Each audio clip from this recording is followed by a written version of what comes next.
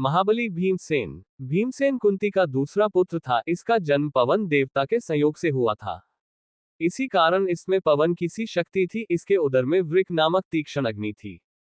इसीलिए इसका नाम वृकोदर भी पड़ा। जिस समय इसका जन्म हुआ उसी समय आकाशवाणी हुई थी कि भीमसेन वीरों में श्रेष्ठ होगा और यह बड़े बड़े सेनानियों को पराजित करने की क्षमता रखेगा। इसकी देह वज्र के समान कठोर थी। कहा जाता है कि एक बार माता कुंती इसको गोद में लेकर बैठी थी। ये सो रहा था। उसी समय सामने से एक व्याघ्र चला आया। उसे देखकर कुंती घबराकर उठ बैठी। अचानक उठने के कारण भीम नीचे चट्टान पर गिर पड़ा, लेकिन फिर भी उसके शरीर पर किसी प्रकार की चोट नहीं आई।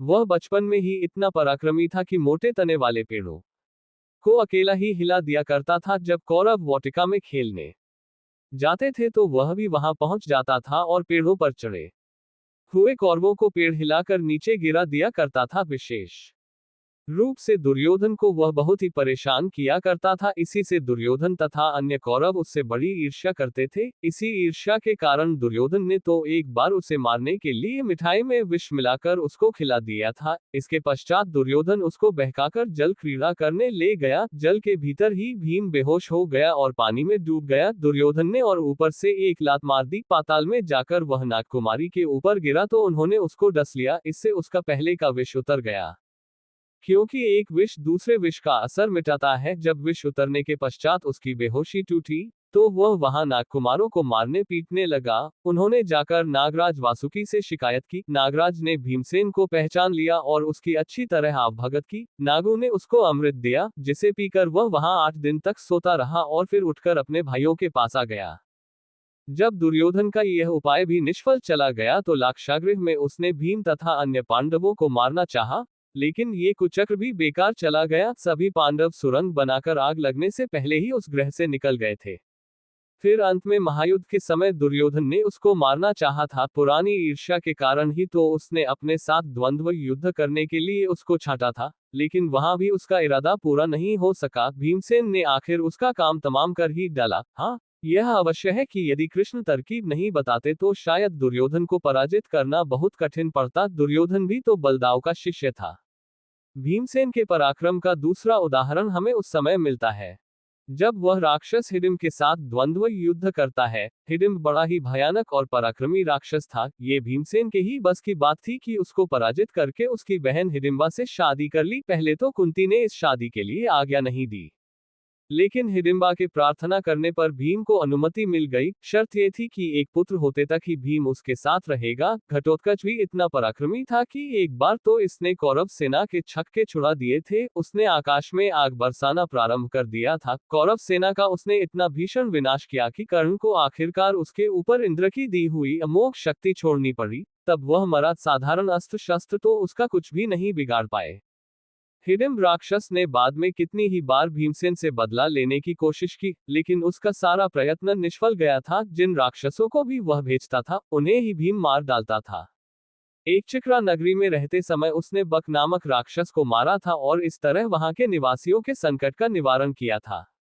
गिरिव्रज में जाकर उसने जरासंध को युद्ध करके पछाड़ा था। वह महान योद्धा भी था। राजसूय यज्ञ से पहले उसने पांचाल, विदेह, गंडक और दशार्ण प्रभृति देशों पर विजय प्राप्त करके पुलिंद नगर के स्वामी सुकुमार, चेदिराज, शिशुपाल, कुमार राज्य के स्वामी श्रीनिमान, कौशल देश के राजा बृहदबल, अयोध्यापति दीर्घयज्ञ और काशीराज सुबाहु प्रभृति से कर वसूल किया था। इसके पश्चात उत्तर दिशा पर चढ़ाई करके मोदागिरी और गिरिव्रज आदि के राजाओं को तथा शक, बर्बर और समुद्र तट के निवासी मलेच्छ आदि को वश में कर लिया था।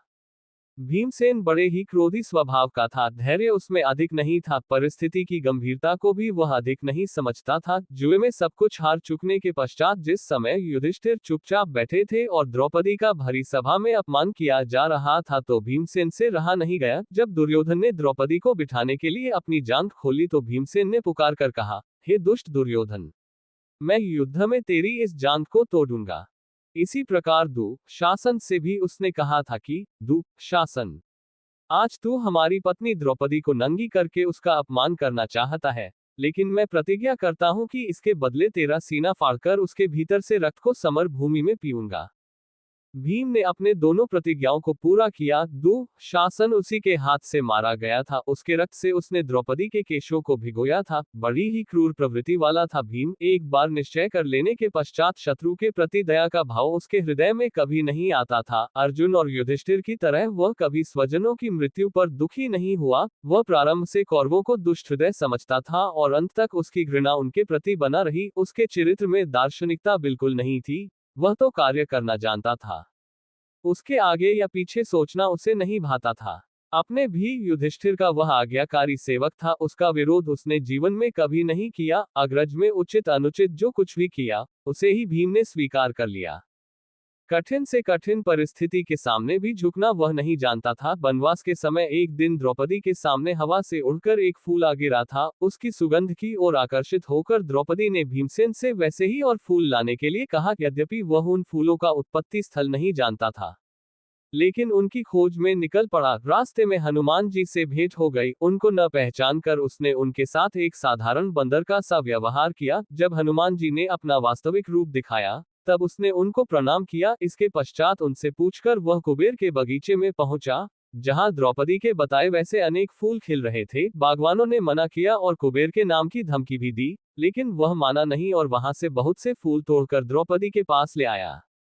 द्रौपदी की भीम ने अनेक बार रक्षा की थी। एक बार जटासुर द्रौपदी को उठाकर ले गया था, तब उस असुर को मारकर भीम ने द्रौपदी की रक्षा की थी। फिर जब जयद्रथ उसको उठाकर ले गया था, तो उसी ने अर्जुन के साथ मिलकर द्रौपदी को छुड़वाया था और जयद्रथ को बुरी तरह पराजित किया था। उस समय यदि युधिष्ठिर नहीं रोकता तो वह जयद्रथ को जीवित नहीं छोड़ता।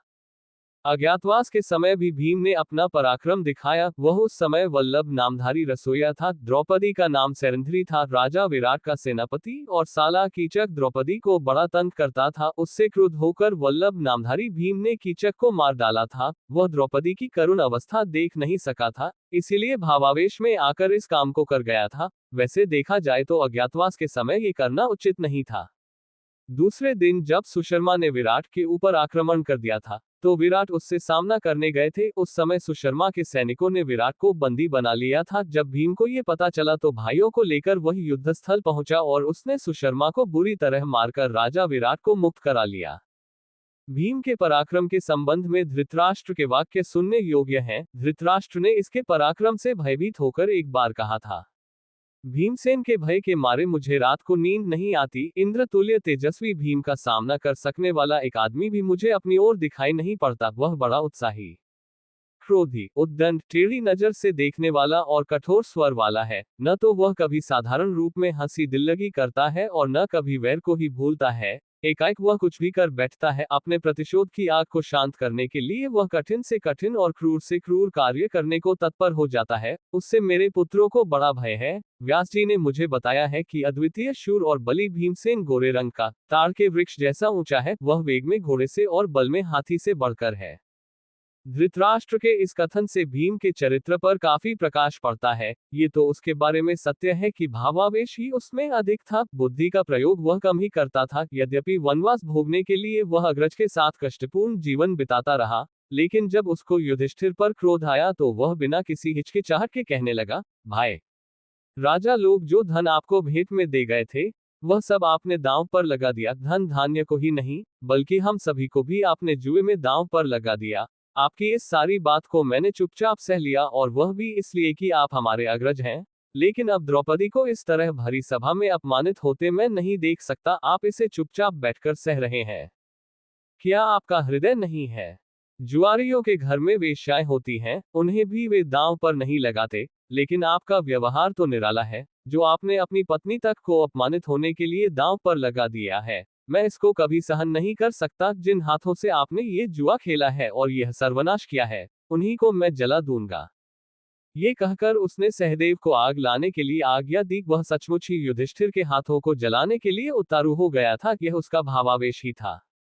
वह पूरी तरह सरल स्वभाव का व्यक्ति था। छल कपट में वह विश्वास नहीं करता था। बात को सीधे कहने में ही उसका विश्वास था। पुत्रों के मारे जाने पर धृतराष्ट्र जब युधिष्ठिर के आश्रम में रहकर जी खोलकर दान पुण्य किया करते थे, तो भीमसेन कभी कभी एकाध लगती हुई बात कह देता था। बात कहकर वह इस बात की परवाह नहीं करता था कि वृद्ध धृतराष्ट्र के हृदय पर इसका क्या प्रभाव पड़ेगा।